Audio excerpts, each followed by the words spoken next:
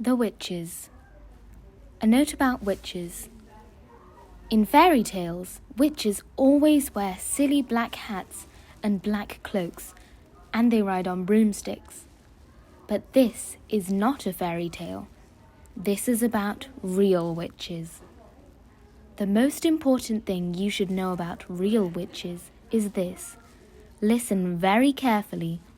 Never forget what is coming next. Real witches dress in ordinary clothes and look very much like ordinary women.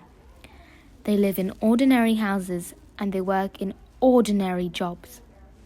That is why they are so hard to catch. A real witch hates children with a red-hot, sizzling hatred that is more sizzling and red-hot than any hatred you could possibly imagine. A real witch spends all her time plotting to get rid of the children in her particular territory. Her passion is to do away with them one by one. It is all she thinks about the whole day long. Even if she is working as a cashier in a supermarket, or typing letters for a businessman, or driving around in a fancy car, and she could be doing any of these things, her mind will always be plotting and scheming and churning and burning and whizzing and fizzing with murderous, bloodthirsty thoughts.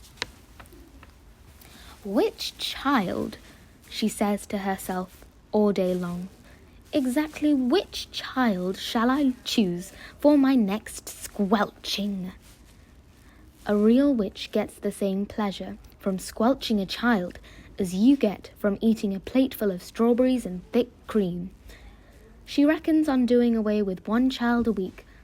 Anything less than that, and she becomes grumpy. 1 child a week is 52 a year.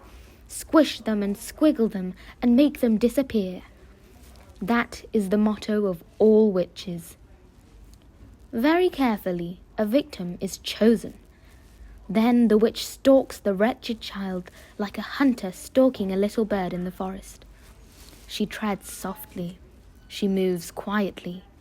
She gets closer and closer.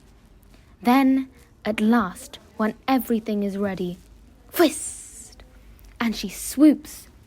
Sparks fly, flames leap, oil boils, rats howl, skin shrivels, and the child disappears. A witch, you must understand, does not knock children on the head, or stick knives into them, or shoot at them with a pistol. People who do those things get caught by the police. A witch never gets caught. Don't forget that she has magic in her fingers and devilry dancing in her blood.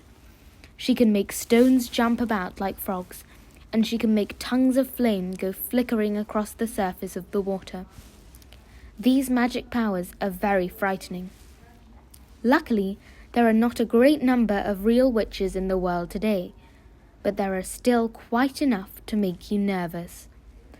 In England, there are probably about 100 of them altogether. Some countries have more, others have not quite so many.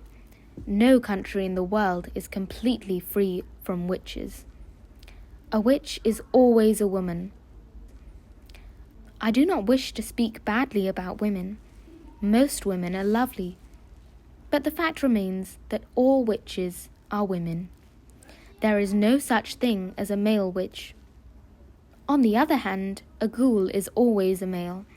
So indeed is a barghest. Both are dangerous, but neither of them is half as dangerous as a real witch.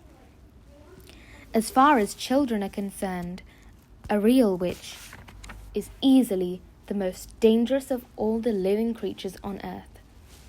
What makes her doubly dangerous is the fact that she doesn't look dangerous. Even when you know all the secrets, you will hear about those in a minute, you can still never be quite sure whether it is a witch you are gazing at or just a kind lady. If a tiger were able to make himself look like a large dog with a waggy tail, you would probably go up to him and pat him on the head. And that would be the end of you. It is the same with witches. They all look like nice ladies. Kindly examine the picture opposite. Which lady is the witch? This is a difficult question, but it is one that every child must try to answer. For all you know, a witch might be living next door to you right now. Or she might be the woman with the bright eyes who sat opposite you on the bus this morning. She might be the lady with the dazzling smile who offered you a sweet from a white paper bag in the street before lunch. She might even, and this will make you jump, she might even be your lovely school teacher who is reading these words to you at this very moment. Look carefully at that teacher. Perhaps she is smiling at the absurdity of such a suggestion. Don't let that put you off. It could be a part of her cleverness. I am not, of course, telling you for 1 second that your teacher actually is a witch. All I am saying is that she might be one. It is most unlikely, but, and here comes the big but, it is not impossible.